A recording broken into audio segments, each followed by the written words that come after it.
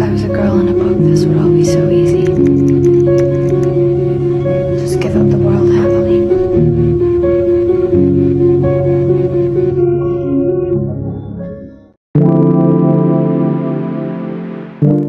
Strange Blue Feelings, a series. Sal Fisher, ex-listener.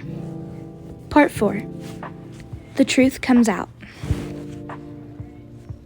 Step, step, step. Grumbling, you roll over onto the opposite side of your bed, covers pulled over your head, encasing you in a warm cocoon as you remained asleep. Step, step, step. You began to slowly gain consciousness. Were you dreaming or actually hearing these noises? Not wanting to let your precious slumber slip away. You flipped onto your back, blanket now, resting above your waist. Only now did you begin to feel the cold, stale atmosphere of the room, goosebumps forming upon your arms and exposed stomach. Eyes slowly opening, and you stared up at the ceiling, which was barely illuminated by the lava lamp upon your desk. A faint pink glow, the only source of light within your windowless room. Why the hell is it so cold all of a sudden? Did your mom lower the thermostat before bed? Wait, do we even have one? You aimlessly thought, eyelids beginning to become heavy once again, sleep beginning to creep back to you one last time. You decided to turn and adjust your sleep position before drifting back off to sleep. But once you did so, your eyes caught something strange upon the floor beside your bed. Feet? Wait, what? The last phase you remember thinking before you looked up from the set of feet, there stood an entire person, or at least the apparition of what seemed to be like a living person. A woman. A horrendously brutalized woman. Blood dripped down from the gaping wounds onto the lilac dress she wore upon her body. The two most notable gashes being upon her head, the other across her throat. Her eyes, oh God, her eyes. They were drained of all life. What you could tell once were kind and loving eyes, now were just empty, soulless orbs. Making eye contact with the ghostly figure is what caused you to lose all consciousness. Ryan? Hey kiddo, are you listening? Your mom asked from the driver's seat of the car, giving your shoulders a gentle nudge. Oh. Sorry, Mom. I'm not super awake today. I had a hard time sleeping last night. You replied, your voice clearly full of drowsiness. You placed a hand over your face, attempting to shield your eyes from the morning sun that hardly shone through the several thick gray clouds. Annoyed at having to wake up so early just to go buy groceries, school supplies, and register at the new school you'd be attending. You left your mom, but man, her habit of doing errands so early in the morning really bugged you. While the car continued rolling down the road, you fondly remembered the previous day, thinking about your only two friends you had made so far. The feeling of Sal's hair came back to you. It was surprisingly soft and thick, smelling faintly of coconut. Must be the scent of shampoo he used.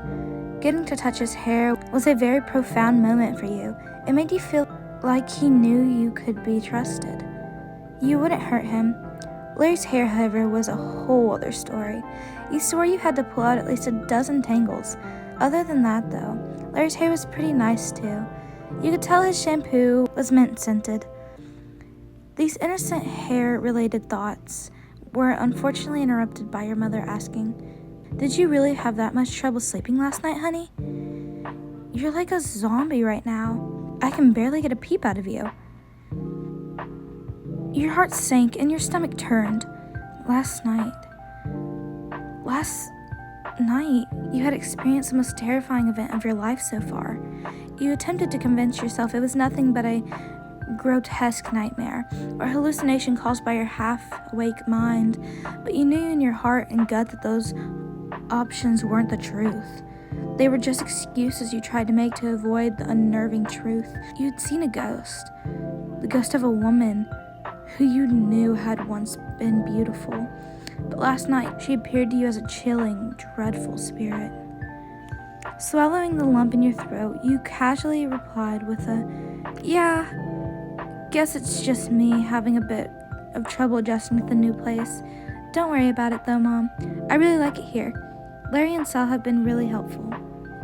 Smiling, your mom let out a relieved sigh. "I'm so glad that you made friends so quick, YN. They seem right up your alley, too. I saw them outside the other day when I came back from work. A tall boy with long hair and a boy with blue hair who wears a mask?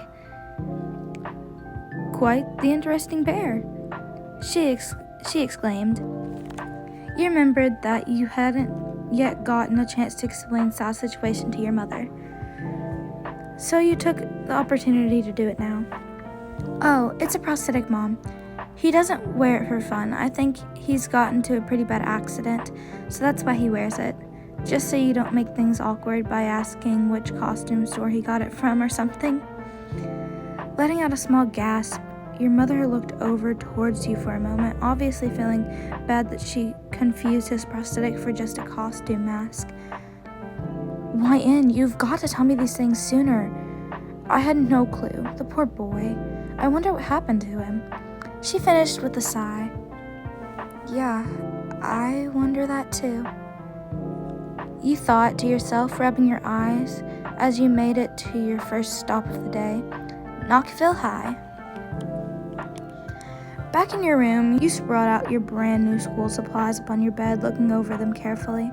Brand new notebooks, brand new pencils, a binder to organize your stuff in, and a new sketchbook, and fancy art pens you had bought yourself with some money you had saved up. These purchases made you especially happy, since you did love to draw, and you gifted your old sketchbook to a friend back at your old city before you left. You carefully placed all your school supplies and art materials inside your new black backpack, adorned with worn band buttons you had for ages. Placing it upon your back, you looked at your reflection in the mirror, wondering what your first day would be like. Would Sal and Larry want to hang out together at school? Or are they not good enough friends for that yet? Should I ask them about it? Wait, do they even go to the same school? Oh, of course they do, dumbass. Knoxville is the only high school in town. You're all in the same grade. Inching your face closer to the mirror, you noticed your eyes looking rather tired, but it couldn't be helped. At least your outfit was nice and cozy. Oversized black knitted sweater, ripped blue jeans, and your signature bold black boots. Glancing over at the clock beside your bed, it read 3:45 p.m. The sun should still be shining pretty bright. You never thought you'd be thinking this, but after what happened in the cold, desolate darkness of your room last night, sunlight is exactly what you needed right now to ease the tension. Walking over towards your bookshelf, you grabbed a thick book titled The Occult, Paranormal, and Other Dark Subjects, and promptly left your room, then apartment, letting your mother know you'd be back soon and that you just wanted to read outside for a while. The trip down to the first floor felt lonely. If only you were being accompanied by your favorite pair of goofballs, but you knew they probably had their own stuff going on. You can't just depend on them to always accompany you, even though you wish they would. Being alone wasn't unusual for you, though. Back at your old city, you were almost always alone, besides the occasional hangout time with a few acquaintances, but those friendships weren't strong. It was all just surface value stuff. No one else shared your interest or style, so you couldn't truly bond with anyone besides talking about school and city event-related subjects. Larry and Sal, however, those guys really got you. I mean, who else could you ramble on about incredible guitar riffs in your favorite songs or incredible special effects in your favorite horror flicks? No one. You never met people who had so much in common with you and who were so kind to you. The sentence, YN, for such a cute girl, you've got really morbid interests. I really like that about you. Replayed itself in your mind as you reached the first floor, walking out the front doors of the building, cheeks instantly becoming hot and flushed. You hit the book you held in your hands against your head a couple of times, embarrassed that you were thinking about Sal's endearing words so much. God, Jesus! Get over it, YN. He was just being nice. It wasn't flirty or anything. Quit thinking about it. With a sigh, you walked around the building towards the back, looking for a peaceful spot to sit down and read, the image of Sal's face never leaving your head. Sure, he had his prosthetic on all the time, but you found yourself really enjoying every chance you got to look upon him and look into his kind yet intense blue eyes. A gentle cool breeze interrupted your sappy thoughts, reminding you of the cold air within your room when last night's events took place. I can't just try and forget what I saw. I mean, that's what I came outside for, to reread this book and see what I should do about it. I've always wanted to experience creepy shit like what this book talks about, but now that I have, I don't know how to feel about it. Something feels off. I gotta see what I can do. Once you finished that thought, you saw something in the near distance. Oh, a treehouse. What would have been the perfect place to read, but it probably belonged to a kid in the building or something, so climbing up into it was out of the question.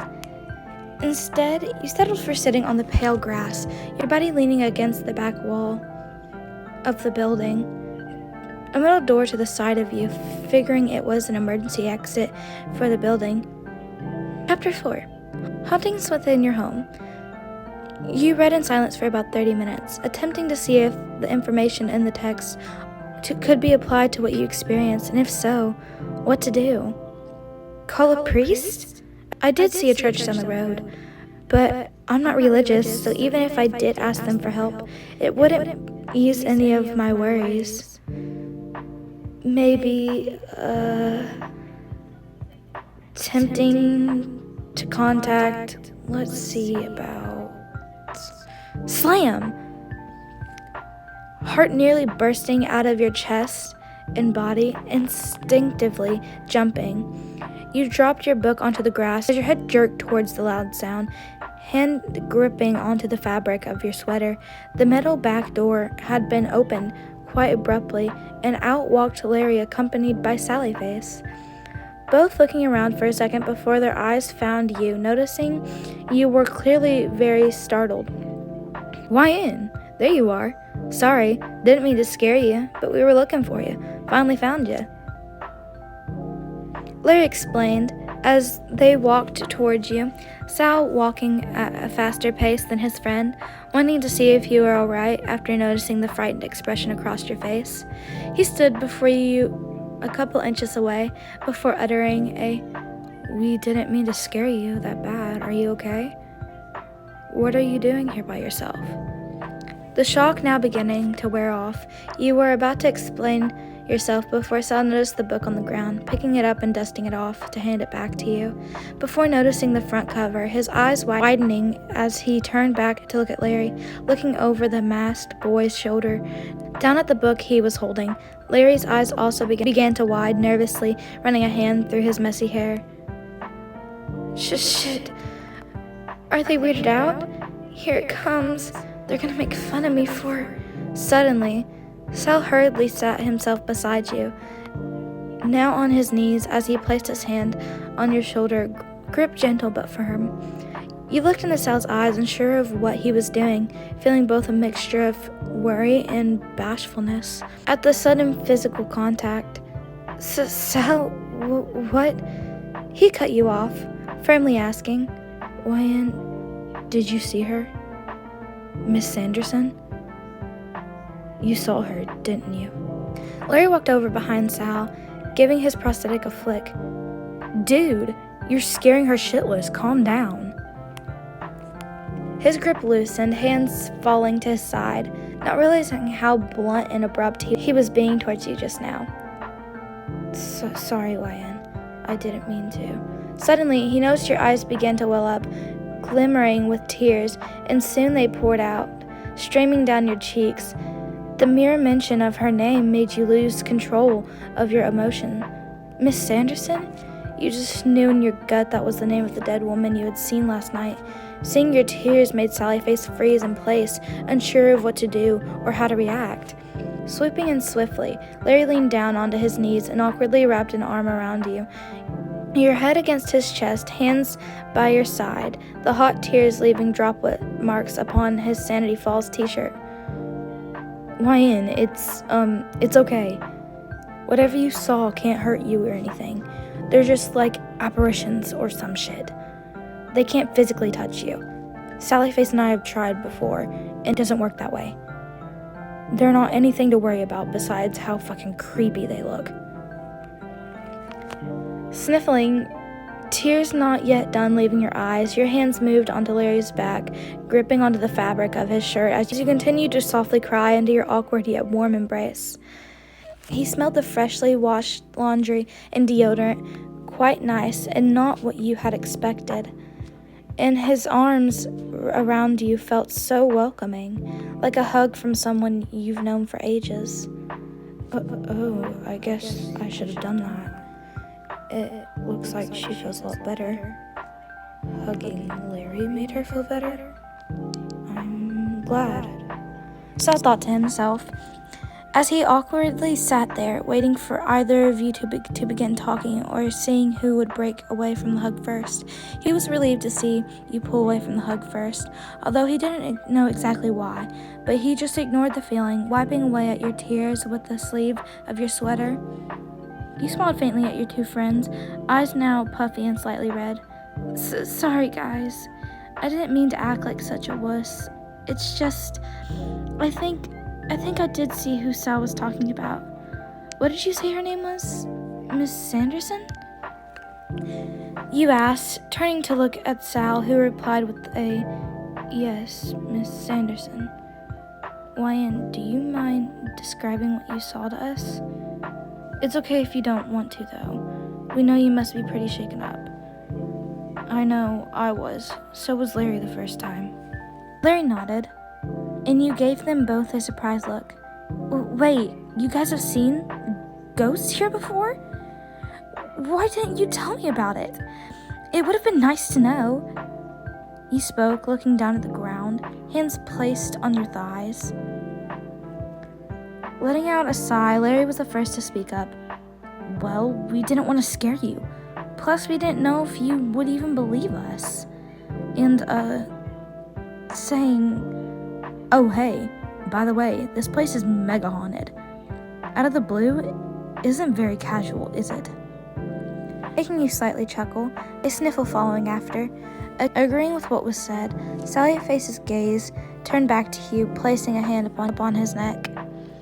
I'm sorry we didn't tell you sooner, YN. It wasn't our intention to make you cry. Meeting his gaze, you placed a hand on his leg. You didn't make me cry, Sal. It's just, it was so terrible. She was fucking brutalized. Head almost split open. The cut on her neck looked so deep that I thought her fucking head would fall off. I just passed out and woke up the next morning after I saw her. I thought it was a dream, but I've never been a skeptic. I'm a huge believer in this kind of stuff. You guys don't have to hide this from me. Hell, even if you did tell me about this the first time we met, I wouldn't have doubted you for a second. The three of you sat in silence for about a minute, just taking in what was said, the gentle autumn breeze making the hair upon all three of your heads sway softly. Breaking the silence, Sally Face held your book up once again. Hey, YN, do you mind if I borrow this? I don't have any books on these subjects, so this would be really helpful. He asked, placing his hand upon yours, which rested on his knee, his stomach beginning to feel funny, butterflies, of course. Of course, I've read it before, so you can keep it for as long as you need. I just wanted to give it a brief reread after what happened last night, but after talking to you guys about it, I feel a lot better, safer even. You said they aren't able to touch you, right? They can't hurt us? You asked as you looked towards Larry with your puffy but still lovely eyes, eyelashes still damp from crying. He quickly responded, "Not at all, YN. And even if they try to, just come to me and I'll whoop their ghost asses." Making you giggle as you slowly laid down on the ground, looking up at the sky with a sigh.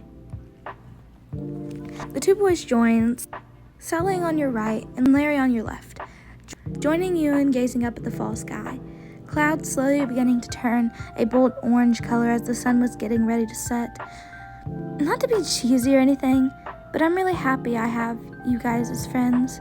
Spending time with you guys makes me forget whatever's stressing me out, whether it be typical bullshit or ghost bullshit. You said with a smile on your face, hands playing with the grass at your sides. Your kind words made Sal feel warm inside. He knew what you said was genuine. Your friendship was truly a treasure to him. Knowing your hands were close together, he felt so tempted to reach out and hold yours, wanting to express to you how much he loved spending time with you. The both of you had only met 2 days ago, but he already felt so strongly towards you. It was confusing him, but he just figured making female friends was more difficult for him. Like when he met his friend Ashley, he felt the same butterflies the first day he met her as the ones he had when he first met you. So he assumed these fuzzy feelings would be gone eventually. Man, he was dead wrong.